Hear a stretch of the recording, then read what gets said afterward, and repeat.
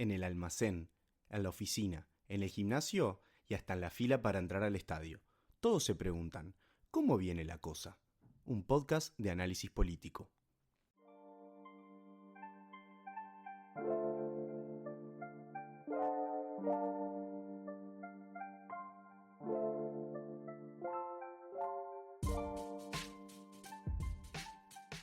Un nuevo episodio de La Cosa. Vamos a estar charlando hoy un poco de la cosa internacional porque el tema de esta semana, bastante excluyente, si uno seguía los portales de noticias, las redes sociales o básicamente no andaba metido dentro de un tupper, fue la elección del alcalde de Nueva York.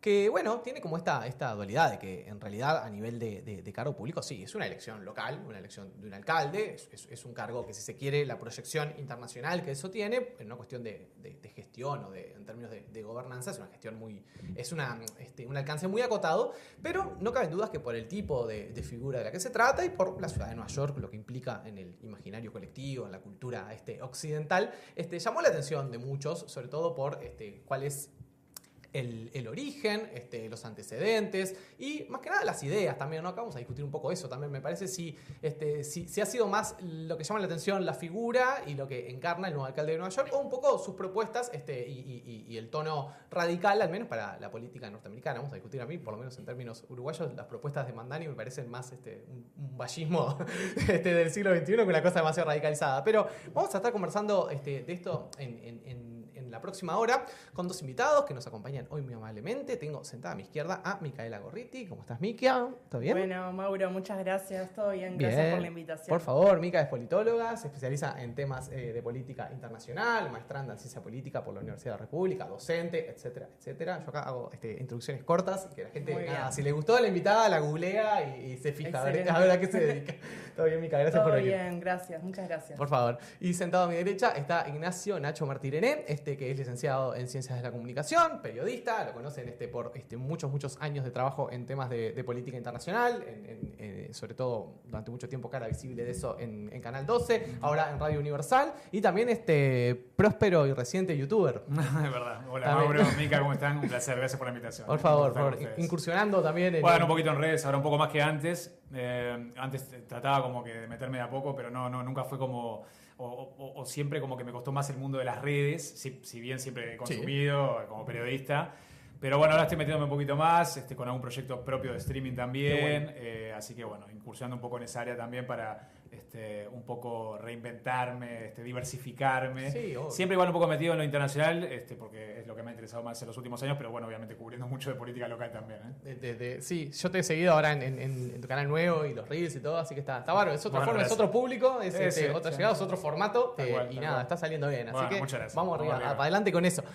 Arranco en tono periodista deportivo. Sensaciones, así como lo primero, ¿no? Sensaciones de bueno, ¿por qué estamos todos mirando la elección de un alcalde de Nueva York? Capaz arranco contigo, Nacho, en esta mirada más como desde el periodismo y eso. ¿Por qué ganó este alcance, no? Bueno, una figura, la de Zohran Mamdani, que obviamente irrumpió en el escenario político estadounidense con un discurso que, como vos decías bien, me parece para Estados Unidos es quizás un poco disruptivo. Sí.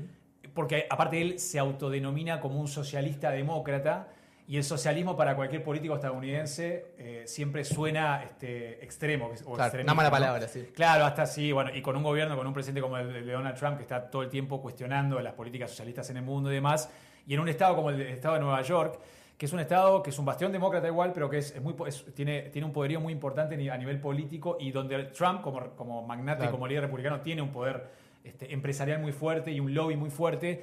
Llamó la atención un poco el discurso de Mamdani, sobre todo en cuanto a las políticas sociales que él tenía y tiene en su plataforma y ha prometido cumplir una vez que asuma el 1 de enero.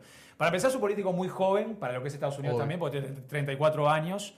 Y el origen, lo que mencionabas vos, es creo que lo que más llama la atención para el público. Era desconocido en la escena política hasta hace algunos meses. Si bien es un asambleísta del Estado de Nueva York hace ya varios periodos, pero era bastante desconocido como para competirle a figuras como Andrew Cuomo, que también es un político demócrata importante, que ahora se postuló como independiente después de las elecciones internas del Partido Demócrata de Nueva York, y también perdió credibilidad por denuncias de abuso en su contra y demás. Y después un republicano, los dos apoyados por Trump. De hecho, Trump llamó la atención que apoyó a Cuomo, ¿no? Un demócrata, un ex-demócrata. Llamó como al voto útil, digamos. Exacto, y al voto contrario a Mamdani, básicamente.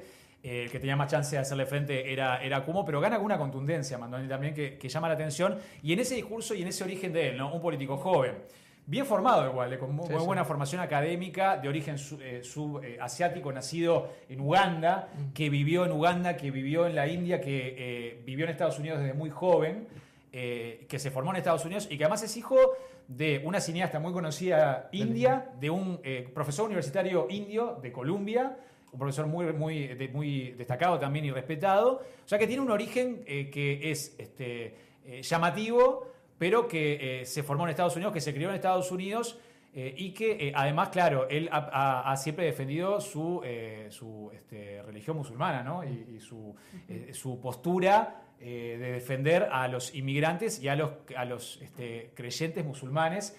Y también con una retórica muy dura contra el gobierno israelí. No quiero decir contra Israel, más bien contra Netanyahu y contra la guerra en la Franja de Gaza. Todo esto ha hecho un paquete, me parece a mí, que para un electorado desencantado con la realidad neoyorquina, un estado y una ciudad de inmigrantes muy diversa, en la cual hay mucha también segregación y mucha discriminación, me parece que llamó la atención mucho y que con, más que nada, sus promesas políticas de campaña, yo te escuchaba vos ayer en la radio en Universal también en tu columna hablando de eso, que me parece que también comenzó mucho con sus promesas de campaña, más allá de que llama la atención su origen, su formación, su familia, casado con una artista siria también, o sea, todo su entorno es como distinto para lo que es la política tradicional y la política demócrata además en Estados Unidos. Y creo que esto también, la irrupción de Mamdani, la victoria de Mamdani, su agenda socialista, pero más bien de políticas sociales, de acceso a la vivienda, de que los precios sean más accesibles para la ciudadanía, de un transporte público gratis, de un supermercado con productos con control de precios, todo esto que ha prometido en campaña para una ciudad tan diversa y con tantas diferencias como Nueva York, creo que ha convencido a un electorado que estaba desencantado, con una realidad también apremiante y además en un contexto de un gobierno cada vez más autoritario, ¿no? A nivel federal, a nivel de lo que es el gobierno de Donald Trump. Y me parece que logró convencer a un electorado y que a ver si puede cumplir ahora con todo lo que prometió, porque también va a tener que hacer frente a una realidad que no le es favorable. Y en las últimas horas decía, nadie me llamó a la Casa Blanca para felicitarme, un poco en broma, ¿no? Así que un político que me parece que tiene también buenas posibilidades de cambiar cosas. Veremos hasta cuánto puede llegar, ¿no? Obvio. Mica, ¿por dónde quieres arrancar? ¿Qué es lo que más te ha llamado la atención estos días? Sí, bastante de acuerdo con todo lo que dijo Nacho, así que voy a tratar de no repetir. Obviamente, cada cosa que dijo es una pestaña, así que vamos a seguir. Obviamente lo primero, lo más impactante que surge para mí al menos es esta cosa del alcalde musulmán de la ciudad del 11 de septiembre, ¿no? Es verdad, eso simbólicamente es un montón. Simbólicamente es muy fuerte, además de que Nueva York es como la capital simbólica del progresismo estadounidense, más allá que es un centro económico, la ciudad más importante del país, ¿no? Eso que ya sabemos, lo hace como un escenario bien interesante para medir también la política estadounidense y el termómetro de la gente a menos de un año de la victoria de Trump, ¿no? Y que añade varios elementos novedosos.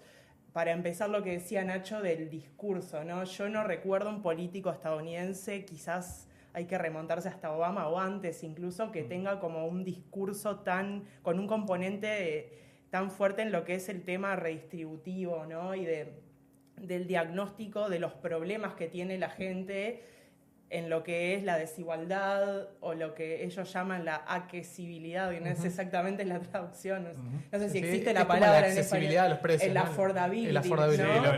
Lo asequible. Exactamente, ¿no? Que eso, contrasta un montón para mí con los discursos, por ejemplo, que se promueven desde el otro polo, ¿no? Desde Trump, incluso desde J.D. Vance, el vicepresidente, que muchos lo consideran el futuro del Partido Republicano, del trumpismo, ¿no? Y esta cuestión como del diagnóstico más enfatizando en la cuestión económica. Y que eso creo que añade un elemento novedoso que no se veía, porque, por ejemplo, si pensamos en los discursos de Trump, él apela mucho a lo emocional, ¿no? A a la bronca, al enojo, a la nostalgia. Al miedo. Al miedo. Sí, el miedo como herramienta política, el miedo Exactamente. al inmigrante, el miedo al diferente, el miedo a China, el miedo. Exactamente, ¿no? Y este discurso contrasta bastante porque va más por el lado, me da la sensación de lo racional, ¿no? De que, bueno, esta es una ciudad muy desigual, ¿no? En el que creo que es el 10% más rico, concentra el 70% de la riqueza. Niveles de desigualdad ¿no? O sea, brutales. es una de las ciudades más desiguales de Estados Unidos, desigualdad latinoamericana casi, Sí, ¿no? O sea, sí. que es muy, muy impresionante. Y como haciendo ese diagnóstico de, bueno, en realidad el problema viene por este lado, hay una concentración de la riqueza brutal, la población no tiene acceso a servicios básicos como lo que mencionaba Nacho del tema de la vivienda, del transporte, del cuidado a los niños, el tema incluso de los precios de los alimentos, ¿no? Como que creo que ese fue la clave de su plataforma y que en definitiva lo hizo ganar o que resonó un montón en el electorado demócrata de Nueva York, incluso, y esto un apunte, que me parece que él introduce una forma novedosa de hacer política, ¿no? Él tenía un ejército de voluntarios, la mayoría menores de 35 años, algo así como Miles. 150.000 Sí, es voluntarios, impresionante, sí. ¿no? O sea, que no fue solo que era bueno o popular o cool en TikTok y en Claro. Instagram. No, grassroots, como dicen los Exacto, gringos, ¿no? el Los pies en el pasto, sí. movimientos de base o los pies en el pasto, ¿no? Como Tal ellos cual. dicen, que eso es otra forma de hacer política desde los márgenes y que también, por un lado, envía un mensaje al trumpismo, obviamente, y en términos mileístas a la casta política en general, sí. pero también a la casta demócrata, como decía Nacho, ¿no? Tal cual. Y de que claramente estos discursos, como el de Mamdani, resuenan en electorados demócratas progresistas, pero también en electorados nuevos, jóvenes, ¿no? Recordemos que en Estados Unidos el voto no es obligatorio. Total. ¿No? Entonces también una clave para vos ganar elecciones es movilizar, exactamente. Y creo que él fue muy exitoso en movilizar electorados nuevos, votantes nuevos. El voto musulmán, por ejemplo, en Nueva York tiene aproximadamente 10% de la población musulmana.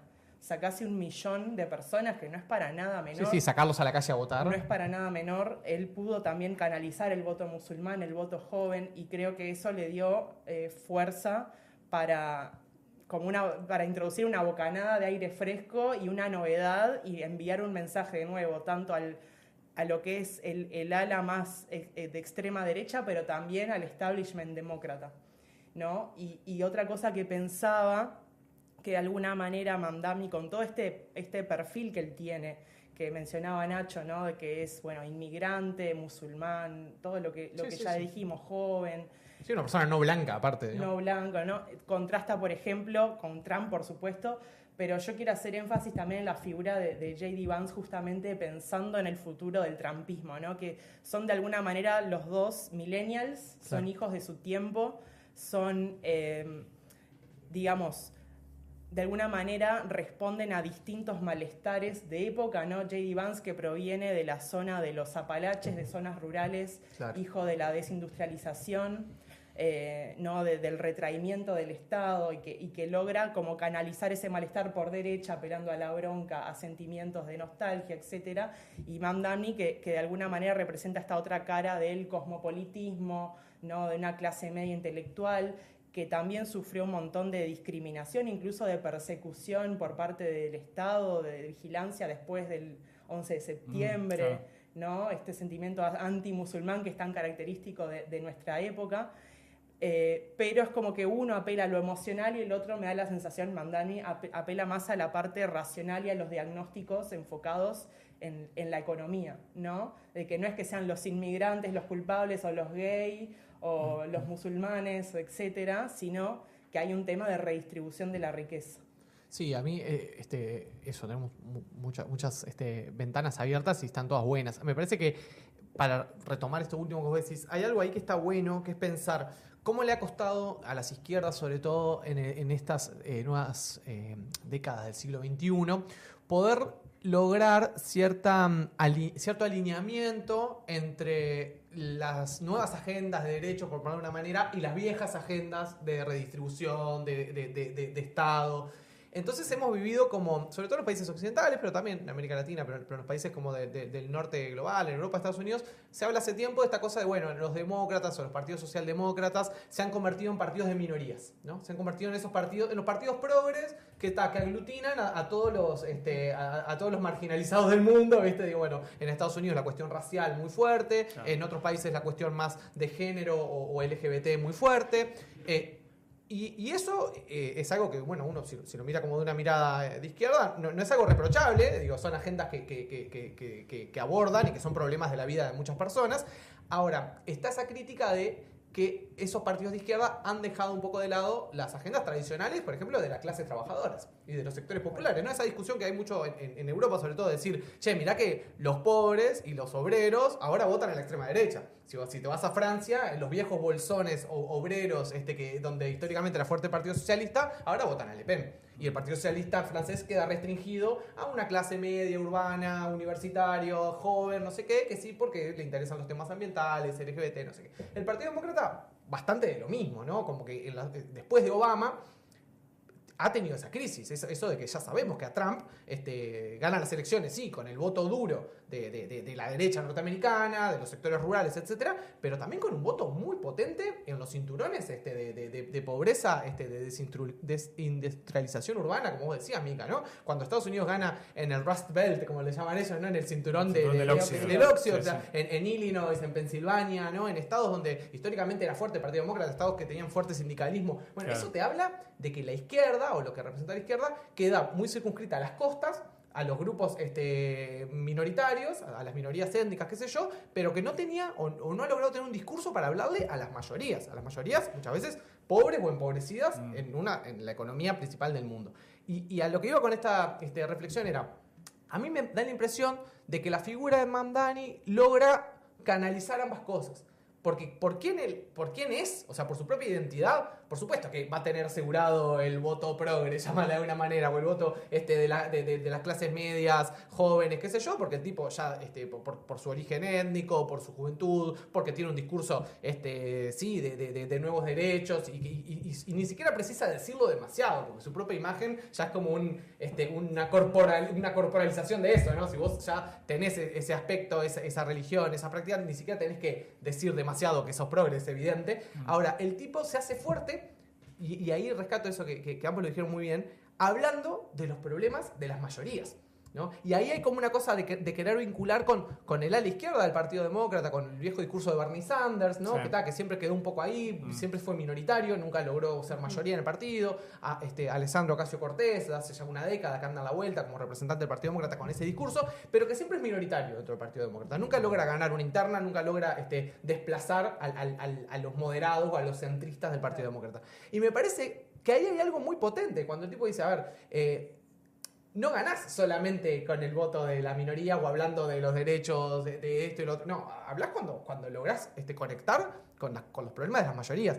Y me parece que ahí... problemas cotidianos también, Exacto, ¿no? Cuando el tipo habla de transporte, del alquiler, de la renta, claro, y de los precios. O sea, Nueva York es una de las ciudades más caras del mundo. O sea, no sé, yo fui una vez a Nueva York. Singapur es la más cara del mundo. Hace muchos años fui una vez, hace como 10 años, y para un turista es caro, para cualquier... Imagínense vivir en Nueva York, ¿no? Para la gente que habita la ciudad y que bueno, es su lugar de origen y que quiere seguir viviendo allí, con todo lo que es la guerra contra Airbnb, con todo lo que es la guerra de los alquileres. Es una ciudad que se ha vuelto a nivel de precios de la comida terriblemente cara, ¿no? Uno veía otro día unos videos de colas de gente en el Bronx yendo a buscar una canasta de comida porque los precios ni siquiera se lo permiten. Entonces, el transporte y la educación y la atención a los niños, como decías vos. Brutal. Yo creo que esto es un llamado, coincido mucho con Mica en eso también y con lo que estás planteando vos, Mauro, es un llamado también de alerta muy importante para el Partido Demócrata. Totalmente. Como una figura como esta, la de Mamdani, con ese discurso, logra el éxito electoral que logró en Nueva York y si no es él, el futuro del Partido Demócrata. Porque el Partido Demócrata no tiene ahora figuras para hacerle frente. Hay que ver también la próxima elección, falta todavía. ¿Quién va por los republicanos, por el trumpismo, como decís vos? Una figura sería J.D. Vance. ¿O puede Trump ir por la reelección? Puede, sí, por supuesto. No si puede. le da la salud. No debería. No puede. Constitucionalmente puede. No puede. Son 2 veces, 8 años. Si la modifica, sí. Trump ya no puede ser nunca más presidente. ¿No? ¿Pero nunca más. ellos no tienen la reelección consecutiva? No, una sola.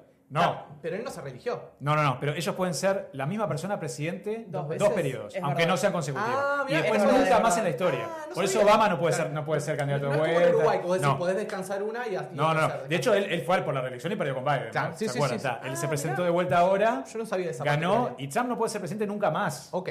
El tema es claro, lo que dice Excepto Mika, que él él está coqueteando Claro. en esa delgada línea en la que se mueve él, Sí, el él puede- autoritarismo y el Estado de Derecho, la Constitución y el movilizar a gente para un Uy. golpe de Estado. Él coquetea con esa idea hace mucho.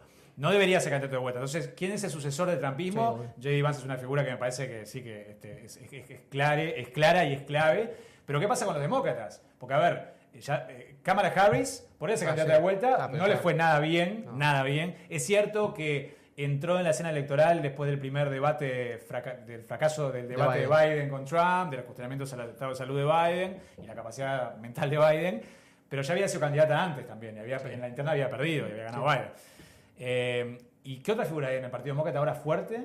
Que se perfile Alexandra Ocasio-Cortez. Sí, Gavin Newsom, el alcalde gobernador de California. de California, claro, que hace tiempo que también tuvo una victoria electoral Sí, ahora. que él, en realidad no se eligieron gobernadores, sino que la llamada escaños. propuesta 50 Sí. para cambiar, digamos, los distritos electorales, que esto, en términos simples, lo que puede hacer es favorecer A los demócratas. Newsom y a los demócratas de cara a las elecciones del año que viene, que Las se de medio término. renuevan parcialmente el Congreso De California. de California. Entonces, eso le puede favorecer y fue una victoria también Sí. para el gobernador, que está dando la pelea, sí, sí. resistencia Y a Trump y que claramente quiere No, disputar ese liderazgo. Tiene Y- mucha popularidad también. Sí. Sí, En sí. California, ¿no? En California, que es el otro bastión, demócrata. claro. Sí, también Es ganó otro en bastión. Virginia ahora, en New Jersey. New Jersey. Sí. Claro, son bastiones. Y también se está proyectando todo, como bien decís, Mica, para las elecciones de medio término. Porque recordemos que Trump, aparte, lo que decía vos, ganó esta segunda vez con una amplia mayoría que no había tenido cuando le ganó Y ganó el Hillary año Clinton. pasado, o sea, le falta todavía 3/4 Entonces, del claro, periodo. puede cambiar un poco el esquema en las elecciones de medio término cuando se renueve parcialmente el Congreso y quizás perder mayorías. Que suele pasar. Le Que suele a todos pasar los porque presidentes. está el péndulo, ¿no? Sí, sí, Pasan de los demócratas a los republicanos en el Congreso y también en el gobierno. Es muy habitual en Estados Unidos. Aparte, es bueno destacar esto que decís vos, porque a veces acá en Uruguay no se entiende. Lo que decías vos, la elección en Estados Unidos no solo no es obligatoria, sino que es una elección indirecta, la elección Sí, del sí. presidente. O sea, la gente no elige directo al presidente, elige a los Colegio electoral. a los colegios electorales de cada estado, y el que tiene la mayoría del estado se queda con todos los miembros de ese estado del colegio electoral. Y así ganan Exacto. elecciones y pueden no ganar con mayoría simple. Ahora Trump ganó con mayoría simple. Sí, igual, ¿no? Trump ganó en el colegio y ganó todo, ganó ganó todo. No ganó. le había ganado así a Hillary Clinton. No. Hillary Clinton no le había ganado por mayoría. Pero bueno, es una elección compleja la de Estados Unidos. Entonces, claro, cada voto cuenta y cada estado tiene su peso distinto. Entonces, yo creo que esto es... para la próxima campaña es clave ver cuáles van a ser los liderazgos en los dos partidos, y sobre todo para mí, para los demócratas, esto Totalmente. representa un gran desafío, el ver qué figuras proyecta, si apoya a un Mamdani, si le da más respaldo a Gavin Newsom, como vos bien decías, y si no, que otra figura con ese perfil que tenga un discurso que defienda las políticas sociales desde lo racional, como decíamos, me parece clarísimo, o sea, desde lo que vive la gente el día a día, ¿no? El costo de vida, la dificultad de acceso. Ahora estamos en un lockdown, en un shutdown, perdón, no un lockdown, un shutdown de gobierno, porque no se pusieron de acuerdo en el Congreso, sobre todo por el tema de el presupuesto para la salud, que es un tema también obvio. de enfrentamiento constante entre demócratas y republicanos. Entonces, son cuestiones que a la gente en el día a día le afectan, y que es un discurso... Yo creo que esto debería ser para los demócratas, más que un problema, debería ser al contrario. Debería darles un envión Exactamente. para ver cómo cambian su discurso y salir de esa casta, como decía vos, ese establishment demócrata, para pasar nuevamente a un discurso disruptivo que tuvo Obama en su momento y que ahora tiene, por ejemplo, Mamdani, ¿no? Sí, Sí. Que es divertido pensar la disrupción como desde acá, de allá. ¿No? Yo me acuerdo que eso que contás, ayer lo charlábamos con los amigos de Universal, decían, bueno, en la mirada uruguaya, sí, hay cosas que suenan, Claro. son progresistas, son de izquierda, muchas son del viejo vallismo. Normales, ¿no? Si uno Para las escucha nosotros, y claro. bueno, no, sí, guardería, pero digamos, sí, plan CAIF, yo qué sé, existe en Uruguay de fines de los años Sí, 80, sí, ¿no? sí, sí. No sé, es como también, cómo es ese sesgo ideológico en los Estados Unidos, de lo difícil que es, sobre todo a nivel federal, de Estado federal, porque a veces si uno va a lo estadual, los estados gobernados por demócratas, los estados que tienen más presencia del Estado, y hay escuelas públicas, y hay hospitales públicos. A veces uno se queda con esa mirada. Hay mucha variación entre los exacto, estados. una mirada muy reduccionista de ver solo como el gobierno federal, pensar que no todo es mercado en Estados Unidos. No es que en todos los lugares donde vos vivas, si no tenés plata, no. Hay lugares, hay estados donde tienen sistemas de bienestar un poco más generosos. Ahora, lo que hace el gobierno federal, sí, es mínimo en materia de salud, de educación, de protección social. Lo que ofrece el gobierno federal es muy circunscrito. Depende mucho de realmente dónde vivís, hasta de tu ciudad, ¿no? Pues es un país muy descentralizado. Mucha cosa la controla el City Hall. O sea, depende. Yo tengo amigos gringos que te dicen, no, nos mudamos de tal ciudad a tal, porque cuando tuvimos un hijo, en tal ciudad nos ofrecían, y vos decís, está pero increíble, o sea, había guardería, por ejemplo, o había no sé qué, o recibía, o yo tenía licencia para maternidad, claro. Si me mudaba dentro de un estado al otro, dentro del mismo país, está, pero es la particularidad de un país federal. Pero a lo que iba a decir, a lo que iba a ir era, el tipo hace una batería de propuestas que, claro, condicen con esa idea de decir, loco, esta es la ciudad, una de las ciudades más ricas del mundo, ¿no? Es una ciudad donde habitan un número impresionante de multimillonarios, es la sede de las empresas más ricas del mundo. Hay como una cosa de poder plantear hasta una mirada como de sentido común, de decir, en esta ciudad, con la riqueza que hay, que decís, no estás en lugar de decir, che, ¿de dónde vamos a sacar? Cuando acá estamos peleando, no, se podrá poner un impuestito, no sé qué. Estás hablando de una ciudad donde bolsa para conseguir recursos y para poder, donde si subís un punto de tributación a los multimillonarios o un punto de tributación a las empresas, tenés unos niveles de presupuesto que pueden ser, que te pueden permitir hacer muchísimas cosas. Como ir a ese sentido común de decir, che, en esta ciudad donde viven 8 millones de almas, 8 millones de historias, como es el lema de Nueva York, no puede ser que la enorme mayoría de la gente tenga que hacer malabares para poder pagar el transporte, para poder comprar comida, para poder pagar la renta, para poder acceder a lo básico de lo básico. Creo que eso conecta y es rupturista en el esquema de los Estados Unidos y de un partido demócrata como que perdió esa capacidad de poder decir como lo obvio, ¿no? Que decir, che, en un país rico, en una ciudad rica, la mayoría de la gente no puede pasar las penurias que pasan. Me parece que, visto desde Uruguay, es como hasta de sentido común, no sé. Sí, tal cual. Y un poco elaborando en lo que decían ustedes, creo que el Partido Demócrata, obviamente esto es un mensaje muy fuerte para el partido en términos de reinventarse y de hacer la famosa autocrítica, ¿no? De cara a las elecciones nacionales, del año que viene las nacionales, después en el 28, si no me equivoco. Sí. ¿No? Y pensaba en esto, de que ya no, a mí la sensación que me quedó de la última elección es que no se diferencian mucho, ¿no? Esto se habla muchas veces de Estados Unidos, que bueno, hay pocas diferencias entre demócratas y republicanos, ¿no? Pero creo que en esta última elección con Kamala Harris fue como muy, muy evidente que la diferenciación en temas importantes como la inmigración, por ejemplo, que es un tema más importante doméstico probablemente que tienen, y estuvo ausente, o sea, ni siquiera fue que, o sea, uno puede deducir por contexto que tienen líneas similares, republicanos y demócratas respecto a esto, pero fue un tema que es súper importante y ni se mencionó prácticamente. Y a nivel geopolítico ni hablar. A nivel geopolítico. La postura sobre Israel y Gaza, que se la cobraron a morir a Kamala Harris. Muchos sobre demócratas que no salieron a votar porque la el posición... electorado joven, que fue el que canalizó Mamdani ahora también, ¿no? Claro. Entonces, es como un mensaje de, bueno, tenés que empezar a generar discursos claros, discursos diferenciados de lo otro, y la renovación claramente desde la casta, ¿no? Desde los Obama, los Clinton, está este senador también, que ahora se me fue el nombre, el senador por el estado de Nueva York, que ni siquiera lo felicitó a Mamdani. Que no. de red de los moderados, del centrismo del Partido Demócrata. O mismo Uomo, que fue el contrincante demócrata, pero que se postuló como independiente. Aparte ¿no? Esa jugarreta que se che, vas a una interna, la perdés y te tirás como independiente. O sea, una cosa que decirte, ni siquiera respetar la propia como orgánica, le llamaríamos en Uruguay, del partido. Si vos fuiste una interna y perdiste, tenés que acompañar, y no. Y el tipo, o sea... Exactamente, ¿no? Y estos nuevos énfasis, o bueno, lo que hace Mamdani también con su discurso sobre Gaza, lo que decían ustedes, ¿no? Esas posturas que son mensajes claros, directos, que son distintos a lo otro, ¿no? Es un mensaje bien potente y de que pone al Partido Demócrata en una situación de decir, bueno, ¿de dónde va a venir la renovación?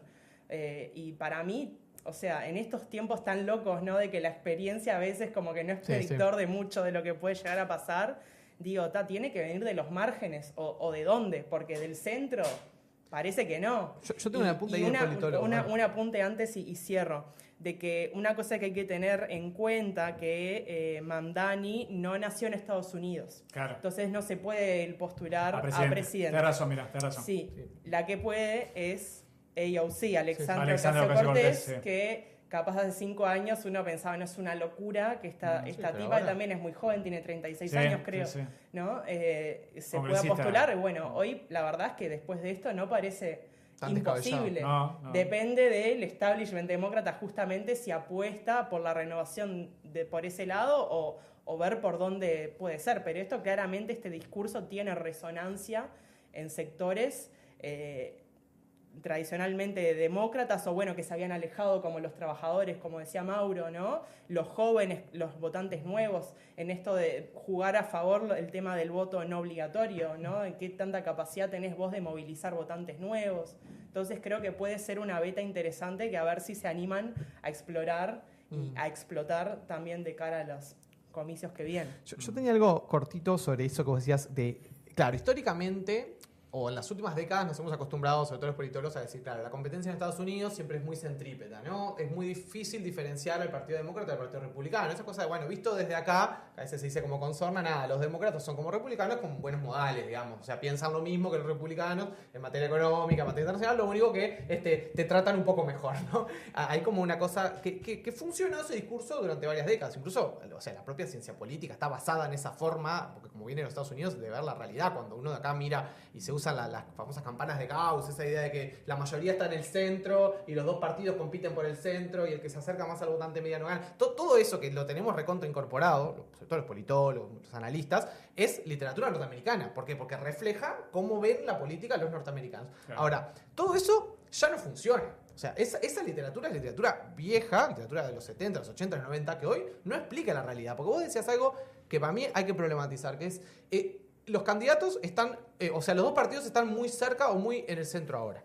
Los partidos demócrata y republicano ahora están bastante lejos ideológicamente. ¿Pero por qué? Porque el que se corrió fue el Partido Republicano. O sea, el Partido Demócrata sigue estando en el centro que siempre estuvo, o que hace décadas que está, pero ahora la diferencia es porque los republicanos se corrieron. Ya no queda, antes se decía como conservadores normales en los Estados Unidos, ¿no? Republicanos normales. El tipo que dice, sí, yo en materia económica quiero menos impuestos, no sé qué, pero en los otros temas está todo ok. O sea, no soy, viste, un reaccionario. Bueno, el que se corrió fue de la mano de Trump y de lo que fue en su momento el Tea Party. Iba a decir eso, sí, que hizo tú un intento previo con el Tea Party. Lo que pasa es que Trump, perdón que te interrumpa, también desdibujó un poco el Partido Republicano. Sí, porque, o sea, sí, un partido... Claro. ¿Quién se iba a imaginar? Un partido conservador, liberal, claro, pero ¿quién se iba a imaginar un gobierno republicano proteccionista como el que está llevando adelante por segunda vez Donald Trump? Esto es algo que se discute mucho ahora, ¿no? El tema, el tema de los discursos en contra de la globalización, a favor del proteccionismo, en contra del multilateralismo, todo eso que Trump pregona y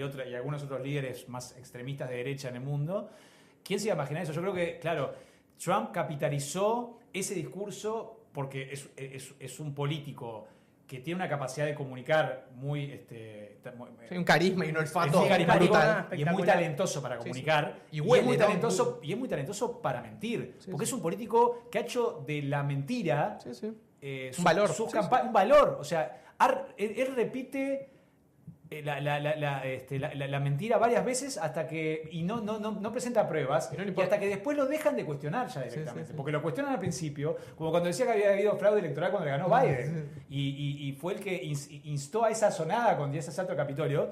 No pasó nada, lo procesaron antes de las elecciones, y no pasó nada. No pasó nada. Pero aparte, él maneja esa línea tan fina entre la verdad y la mentira con una habilidad enorme. Y entonces, claro, yo creo que capitalizó en su primera elección y ahora mucho más lo que decía vos también, Mica, el tema del descontento y vos también de las clases trabajadoras, de la desindustrialización y empezó a vender eso de Make America Great Again, ¿no? Esa nostalgia de otra época, pero esa época era una época de un liberalismo que estaba en su plenitud. Total, el mundo de Bretton Woods. Digamos, ahí está. Y él lo llevó a otro nivel ahora que está en realidad en una situación, en una postura contraria a ese liberalismo en muchos aspectos, ¿no? Y se fue a un extremo también mucho mayor al del Tea Party, porque él no solo tiene un discurso misógino, homofóbico, ahora también xenófobo en su máxima racista, sino que aparte es de eso, es tan polarizante que es o estás conmigo o sos mi enemigo, y es ese populismo que lleva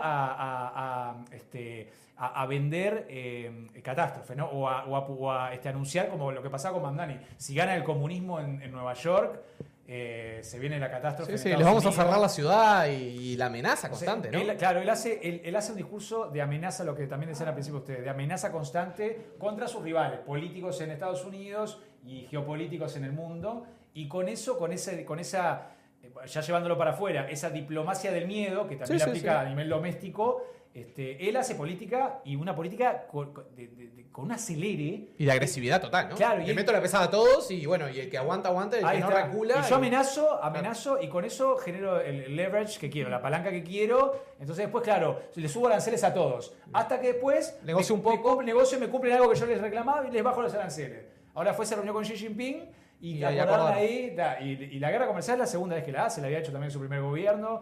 El shutdown, el cierre de gobierno también lo había tenido en 2018. Él lleva todo hacia el extremo máximo. Es esa técnica de negociación, entre comillas, de tiburón, ¿no? Esa cosa del empresario. Si yo negocio como un tiburón, vengo y te pego 2 tiros en las piernas. Y después vemos. A ver, sentate a negociar. Y esto perdón que cierre con esto, porque para mí es algo muy llamativo de la política estadounidense y de lo que ha logrado Trump, que es un éxito para él. J.D. Vance, como vos lo mencionás, ¿se acuerdan? J.D. Vance lo criticaba a Donald Trump de una forma, lo odiaba terriblemente. Marco Rubio, su secretario de Estado, Marco Rubio decía que Trump, si no hubiera nacido en cuna de oro y si no fuera hijo de un multimillonario, estaría vendiendo sándwich en Manhattan, comida rápida en Manhattan. Una cosa, y ahora él también tiene esa capacidad de o corromper, entre comillas, corromper, sobornar o lograr alianzas con enemigos férreos de él, andás a ver ofreciéndoles qué, o convenciéndolos cómo, pero logra eso. Y eso es parte de la capacidad que tiene Donald Trump también de ir creciendo a nivel político y de ir tomando cada vez más control del Partido Republicano. Hoy el Partido Republicano es Donald Trump. No hay otro republicano que eso está buenísimo, que es hoy los republicanos no tienen interna. Y antes, cuando se presentó por primera vez Trump, claro, había 10 candidatos. Y todos decían, Trump, es una locura que sea candidato nuestro. Y ahora es el republicano. De hecho, Trump, antes de tirarse en política, había votado alternativamente al demócratas y republicanos. Trump no era un republicano, era era un empresario, que obviamente votaba o apoyaba a fulano, apoyaba a Mengano. Había tenido en su momento buenas relaciones con los Clinton, había tenido, era un empresario, un magnate. El endorsement ese que hacen los empresarios. Exacto, él se quería tirar por cualquiera de los dos partidos y se terminó en el Partido Republicano, más porque fue donde consiguió, donde había como menos estructura y donde pudo tirar su candidatura. Yo me acuerdo cabal la campaña del 2016 cuando Trump arranca, bueno, vos la estabas también siguiendo ya desde la comunicación, y era un chiste. Era un chiste que Trump iba a los debates. Trump iba a los debates y era un chiste, era una broma. O sea, los candidatos del establishment eran Jeb Bush, los varones del Partido Republicano típico. Y hoy no hay más nada, no existe otra cosa. De hecho, el año pasado, ¿se acuerdan que se le tiró una gobernadora del sur? No me acuerdo si no era de Florida, no era gobernadora, era una política que era una mujer, me acuerdo. ¿Fue el nombre? ¿Te acuerdas el nombre? No. Sí, duró. Me acuerdo quién es perfecto, se me fue el nombre. Duró semanas en la carrera. Después se retiró ella de la carrera. Sí, se retiró porque la destruye. Porque Trump te destruye en el sentido de que dice cualquier cosa, miente que no le importa. Y la pregunta es, ¿cómo haces oposición a un político así? Porque para el lado demócrata me parece que lo interesante, y ahí vos hacías una descripción que es brutal sobre la estrategia, el modo Trump de hacer política. Y la pregunta es, ¿cómo te lo pones a eso? Hasta ahora, el Partido Demócrata, y lo que hizo en su momento con Biden, es decir, no, frente a este tipo, vamos a ofrecer al tipo normal.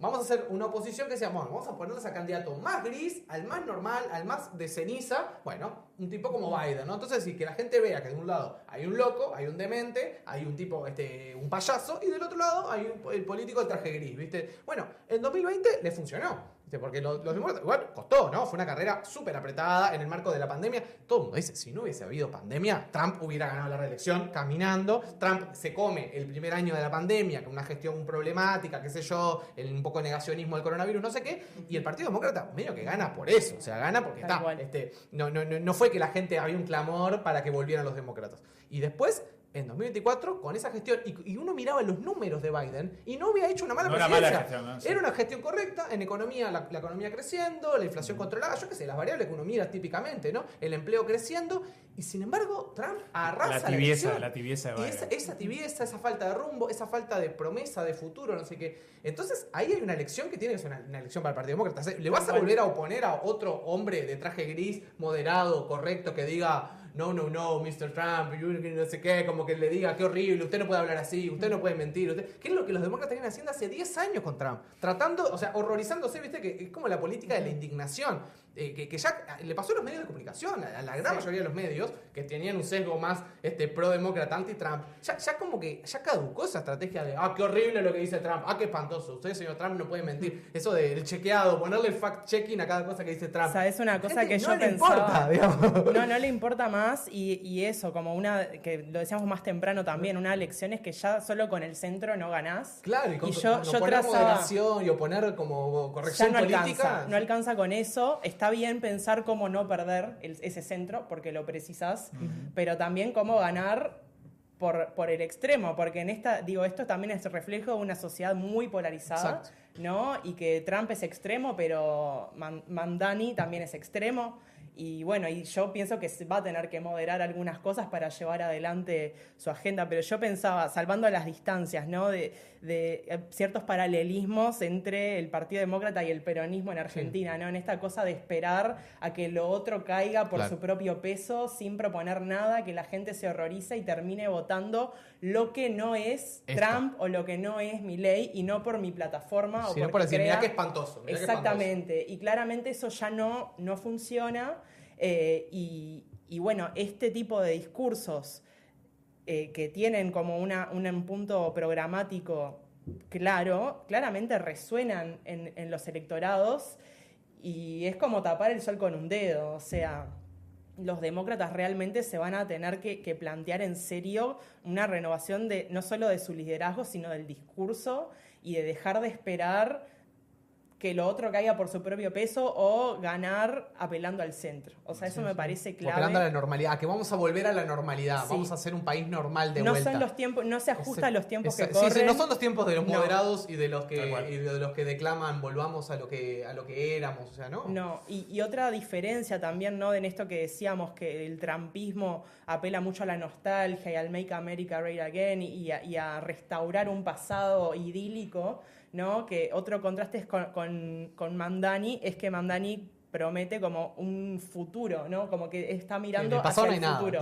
Claro, el pasado no, hacer un diagnóstico sobre los problemas, ¿no? Porque también la gente, cuando hay mucho malestar, la gente busca explicaciones, y una cosa que explotan estos populistas de derecha es brindar explicaciones sencillas a problemas complejos, y que muchas veces desvían la atención de lo importante, porque si vos identificás a los migrantes, a los trans, ¿no? A determinados grupos de la sociedad como los culpables de la decadencia de la sociedad, de la familia, de no sé qué, bueno, en realidad estás desviando la atención de lo que realmente importa, en mi opinión, que es la desigualdad y la falta de acceso de la mayoría de la población a cuestiones básicas, porque en definitiva la gente que vive en regímenes democráticos espera algo más que poder votar, algo más que poder tener, no sé, acceso a la prensa o libertad de asociación. O sea, espera que le resuelvan problemas de la vida cotidiana, espera algo más, yo qué sé, de tener libertad de casarse con quien quiera. O sea, hay una cuestión material que estaba ausente y que claramente resuena y que tiene que volver. El bienestar de alguien tiene que levantar esa bandera. El viejo discurso alfonsinista de con la democracia se come, se educa, se cura. Esa básica que los gringos llaman el pan con manteca, o sea, el discurso del el bread and butter, ¿viste? Como hablame de los temas de mi vida, ¿no? Y ahí tenés un punto que es brutal, que es que exacto, yo estoy re de acuerdo. Los discursos populistas, ya sean de derecha o de izquierda, pero en este caso como el populismo de derecha, logran conectar porque ofrecen explicaciones simples. Era como, ¿por qué ganó Milei en Argentina? Porque todo el mundo se volvió libertario, no sé qué. No, porque el tipo dice, frente a la inflación, dolarizar, listo. Y lo que vos tenés va a valer $1. No importa si eso es un bolazo, si eso es una locura, si eso se puede hacer, si no se puede hacer. Y frente a la corrupción, no sé qué, todos presos. O sea, discurso, respuesta sencilla. La gente está agobiada por una situación económica exasperante, y el único tipo que te decía algo concreto en la campaña de las últimas presidenciales en Argentina, el que decía algo concreto era Milei, no importa si después eso se podía hacer o no. El tipo te decía dolarizar, hay una respuesta sola, la dolarización, ya está. Y la gente votó por eso. O sea, después hay gente que sí, que está en los lugares más radicalizadas y compra todo el paquete y le gusta y trolea en redes y qué sé yo. Pero eso son minorías. Nadie gana solamente con eso, con los loquitos de Twitter. Sí, o sea, los incel. claro, eso es lo que va, con los incel de Twitter. Eso está bien, son tu ejército, son los que los tenés ahí, son los perros que le sucás al enemigo político. Pero vos para ganarte tienes que votar a la gente normal, la gente común y corriente, que no le interesa mucho la política, que está con sus temas y que dice, pará, de lo que hay, ¿quién me ofrece algo mejor? ¿Quién me ofrece un futuro mejor? Lo de Trump lo mismo, el tipo a problemas estructurales de la economía de la sociedad norteamericana, que vos bien lo señalabas, la desindustrialización, la globalización, la pérdida de empleo de calidad, el hecho de que, bueno, es un país donde se ha perdido la esperanza del sueño americano, de que un joven hoy en Estados Unidos va a vivir mejor que sus padres. No va a vivir mejor que sus padres, va a vivir peor. Va a tener un trabajo precario, va a trabajar en una app, no sé qué, un montón de horas por un salario mínimo que ni siquiera está regulado, va a tener una peor vida al día de hoy. Es así, el capitalismo está en un declive, digamos, y la vida que nos ofrece es peor que la que tuvieron nuestros padres. No va a tener una casa, no va a tener una hipoteca, no va a poder pagar la universidad. Entonces, frente a eso, Trump, ¿qué te dice? Los inmigrantes y China. Ya, ahí está el problema. Evidentemente, es mucho más complejo. Esa es la respuesta que damos los cientistas sociales. Es más complejo que esto, ¿no? Pero es difícil cuando conectar contra la idea. ¿Y el Partido Demócrata qué te ofrece frente a esos problemas? Y bueno, no se sabe. Nada. Yo creo que el discurso de Mamdani de confrontar a Trump cuando ganó, del turn the volume up, de subir el volumen y escucharme lo que estoy diciendo, y no va para ir contra nosotros, tenés que pasar por todos nosotros. Yo creo que a ese discurso de confrontación tendría que apelar el Partido Demócrata ahora, o sea, o debería pensar si no va en esa postura. Estoy de acuerdo con lo que dijeron ustedes, que eso de esperar que caiga por su propio peso, y bueno, nosotros mantenemos como la normalidad o ese discurso más neutro o tibio, lo llamaría yo, con una figura como Trump y con un tipo de política y de discurso y de retórica como la que tiene el gobierno republicano y el entorno de Trump, no calza bien, o sea, no funciona. No funciona. Tenés que ofrecer a la gente una alternativa que sea fuerte, pero del otro lado, o sea, fuerte. Exacto. Como la de Trump, porque la de Trump es muy fuerte, pero tenés que ofrecerle una postura ideológica, pero no solo ideológica, sino de resolver los problemas. Y yo sí creo que también lo que tiene de atractivo y lo que tuvo de atractivo Mamdani es que no solo desde lo racional, de resolver los problemas y de la situación económica y cómo resolverla, y mirar hacia el futuro y no buscar la nostalgia, pero sino que también tiene un discurso de unificar y del pluralismo, no de culpar a los inmigrantes o culpar a los movimientos LGBT o de culpar él busca como, y eso me parece que le hace falta al Partido Demócrata, como buscar, y ahí abarcás mucho más votantes de distintos sectores con un discurso más de unificar, más de confrontar con tu rival político, pero con tu electorado unificalo. No vayas a buscar al trabajador y estoy en contra del empresario que gana plata y que oprime. No, a ver, o sea, tenés empresarios que no son multimillonarios y que la están peleando igual que los trabajadores. Son comerciantes. Sí.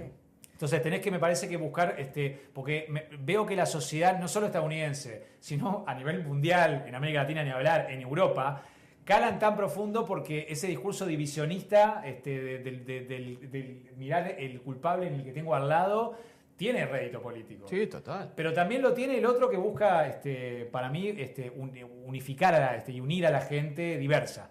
Y en un país como Estados Unidos, creo que sería una opción que me parece que a Mamdani le dio resultado. Sobre todo porque necesitas movilizar. Claro. Eso lo decían los dos, lo decía bien Mica, que es un país de voto voluntario. Sí. O sea, la mitad del partido no es que te voten a vos, la mitad del partido es que salgan a votar. O sea, ya hay una cosa que es como un axioma que se sabe, que es que elecciones con un turnout bajo la ganan los conservadores, la gana la derecha. ¿Por qué? Porque el voto de derecha es un voto duro. El voto de derecha va siempre a votar, porque es el voto de los viejos, el voto rural, el voto de los ricos, el voto de la clase media alta. Esa gente, por una cuestión sociológica, es la más predispuesta, la más informada, la más predispuesta a salir a votar, la más movilizada. Es un voto que está muy ligado a las iglesias neopentecostales, que comen oreja abundante y que hacen que la gente salga a votar, con todo el discurso anti-aborto, anti-LGBT. Entonces, vos tenés un tema ahí para los progresismos, que es que el voto de derecha en países como Estados Unidos, voto voluntario, el voto de derecha es un voto sólido. Ese voto va a ir a votar, esa gente no se queda nunca en la casa.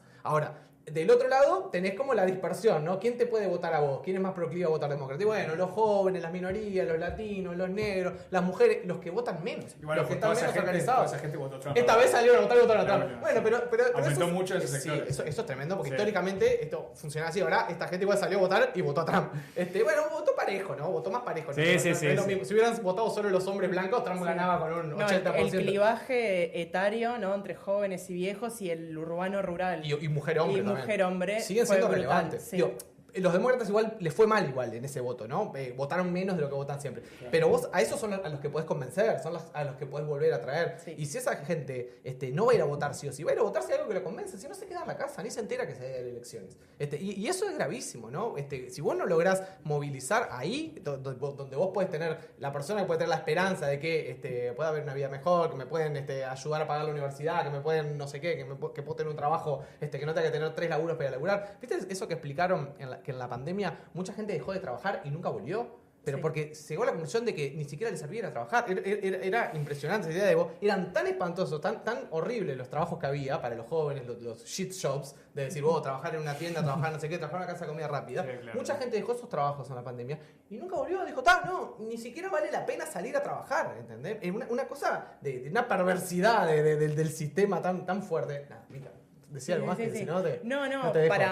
no, está bien. Para cerrar, un poco sin repetir lo que ya habían dicho, me parece también interesante, una de las últimas cosas que decía Nacho, esto de la convivencia, y que creo que Nueva York va a ser como un experimento, ¿no? Y que los ojos del mundo van a estar mirando lo que pasa ahí, en esto a ver si Mamdani puede como presentarse como el gobernador de todos, ¿no? De una ciudad que, por ejemplo, es la ciudad que tiene más judíos del mundo, pero también hablábamos hoy de la población musulmana, que es como súper cosmopolita, ¿no? Y en tiempos donde se ha perdido como este sentido comunitario, ¿no? Me parece, y los discursos divisorios y demás, me parece un experimento bien interesante, más allá que sea algo local, para ver, bueno, si hay otro camino posible para, bueno, en definitiva vivir todos juntos en la diversidad y volver a esos valores como liberales que se creían que quizás ya estaban en decadencia además, pero claramente si hay un líder que tiene las condiciones para levantar esas banderas, eso todavía resuena en electorados y eso es bien interesante. Y bueno, y que también se dice muchas veces, por ejemplo, que Estados Unidos es una plutocracia, ¿no? Esto del gobierno de los ricos. Digo, yo no creo que Mamdani pueda cambiar esto, pero por lo menos creo que ya sería valioso en sí mismo si él lograra como desnudar los mecanismos por los que eso funciona y de que el poder está en definitiva capturado por los multimillonarios. Hicieron campaña feroz contra él, ¿no? Exactamente. Hicieron una campaña feroz para que él no llegara a la alcaldía. Eso no lo va a cambiar, pero por lo menos ponerlo en evidencia Sí, creo sí. que puede ser bien interesante también. Y decir que de ahí hay de dónde tocar, que eso me parece importante. En un momento donde a veces ese discurso que tenemos todos muy metido de como esa ortodoxia neoliberal en la economía, decir no, pero no sé, si vos ponés más impuestos, los millonarios se van a ir o las inversiones no van a estar, las empresas se van a ir. Bueno, pará. O sea, hay que ver cómo eso funciona en la práctica, porque hay mucho de eso que es discurso, es ideología y que hay que ver específicamente cómo funciona. Obviamente el riesgo mayor para una economía como la de Uruguay, que es mucho más expuesta a capital transnacional, que si no le ofrece buenas condiciones se puede ir. Ahora, yo no creo que empresas como algunas que tienen sede en Nueva York se vayan a ir porque les aumentes un punto de impuesto a las ganancias o 2 puntos como propone el nuevo alcalde. Entonces, también no creo, pero van a pelear. van a dar la pelea, por supuesto, Sí, van a dar la sí. pelea, van a hacer el lobby, Sí, pero sí, me parece sí. que también vale la pena como eso que decís, dar la pelea y desmitificar. Lo de los judíos me parece fundamental. Hay estudios que ya están mostrando que una enorme proporción de judíos votaron a Mamdani. O sea, un número enorme de votantes judíos que también como mostrando decir, che, mirá que muchas veces la gente decide el voto por política doméstica, por la realidad local y porque capaz que entró más la idea entró más la balúi del transporte, del child care y de los precios que de la discusión internacional sobre si Mamdani dijo que si venía Netanyahu a Nueva York lo iba a hacer meter preso. Interesante. Y también que hay muchos judíos que que en Estados Unidos y en todas partes están en contra de las políticas del gobierno de Netanyahu y bueno, y a Sí, favor también del dijo que palestino. no había lugar para antisemitismo en Nueva York. Me pareció ¿no? re importante Por ese eso, discurso, a eso ¿no? voy con el tema también de la unión. Él De desactivar ha esa criticado mucho violencia, a ¿no? Netanyahu, pero claro, y de hecho cuando estaba en la universidad formaba parte Sí, de un claro. grupo universitario Sí, de pro-Palestina. pro-Palestina, sí. Pero él también reconoce la cantidad de judíos que viven en Nueva York y Y habla. muchísimos militaron en su campaña. Había una chica judía muy Claro, conocida y que fue habla parte de la justo. campaña de Mamdani, Sí, que eso, salió en sí. todos lados en redes, una piba joven que Sí. era de una agrupación judía y estuvo bueno, lo siguió por todas partes. Y algo más que me parece que está bueno es esto de la proyección del liderazgo global, ¿no? Es un momento que en el mundo los progresismos están de capa muy caída, ¿no? Hay muy pocos líderes, nombres, hasta figuras desde la cultura, desde el arte o la política o la filosofía que vengan de una mirada más progresista que hoy estén como en auge, ¿no? Hoy en día los influencers globales, las personas con más, vienen todos de la extrema derecha, ¿no? Son los multimillonarios, son los políticos de la extrema derecha. Entonces, como que se genera una figura que tiene esos condimentos también un poco pop, un poco cool, un poco como de... Y que puede llegar a tener como una pegada, una palanca en votantes o personas, ciudadanos del mundo de distintos lugares con una mirada más progre. Me parece que también está bueno, porque es un momento de mucho vacío. Pasó cuando murió Mujica a principios de este año, que se decía un poco eso, ¿no? Es como de las figuras de izquierda global de las pocas que iba quedando. Hoy Lula quizá, pero bueno, también como También tiene sus años. de salida, muy viejo y ya como bastante agotado en muchos sentidos su discurso. Entonces, me parece que cuando surgen estas figuras es natural también que se genere como ese entusiasmo en quienes quieren ver otra cosa en el devenir y en el futuro del mundo que no sea la distopía de los multimillonarios, de que ellos se van a ir a vivir a Marte y nos van a dejar el planeta hecho pelota al resto, ¿no? Así que, no sé, me parece también natural que se haya generado cierta ola de entusiasmo, más allá que retiramos. Es un cargo local, es un alcalde de una ciudad, Sí, ¿no? claro. Pero bueno, nada. Imagínate que si del otro lado del mundo le dedicamos un episodio de podcast, Sí. es porque algo teníamos para decir sobre No, y eso. aparte ahora tiró la de Suárez también. Suena. Terrible, Ah, lo tiró. terrible. Ahí nos mató. Increíble, ¿no? Sí, y sí, acá sí. todos ahí, todos reproduciendo lo Con que eso, comentó de... con eso mismo. El nos- vínculo de Mamdani con Uruguay, o la frase vinculada a Uruguay de Mamdani Tal cual, ya tal linkó cual. en todo. ¿Por qué? ¿Por qué nos hiciste eso, Dani? ¿Por qué hinchabas por Ghana y no hinchabas por nosotros? Y bueno, africano, Claro, ¿no? exactamente. Nacido en Uganda, sí. Amigos, amigas, gracias por haber estado del otro lado, chiquitines. Muchas gracias. Un placer, por un este placer. episodio. Bueno, muchas gracias. Hemos Un dado gustazo. muchísimo para hacer. Los que tengan que hacer recorte de esto en redes se van a dar un trabajo bárbaro porque Se les van a dimos enloquecer. contenido, tienen para buscar un montón. Así que, además, Nacho, Mica, gracias por haber venido. Que sea la primera de otras. Sí, gracias por la invitación, un placer Muchas compartir la mesa gracias. conmigo. Igualmente, Nacho. Está abierta la casa para otro día. Y a todos ustedes que nos han seguido muy amablemente, que nos siguen en las redes, en el canal de YouTube, en los canales, a los amigos de Caras y Caretas que nos prestan este estudio precioso y que está Fermín ahí del otro lado dando una mano para que todo esto se vea y se escuche maravillosamente. Gracias y nos reencontramos en el próximo episodio. Seguimos viendo cómo viene la cosa.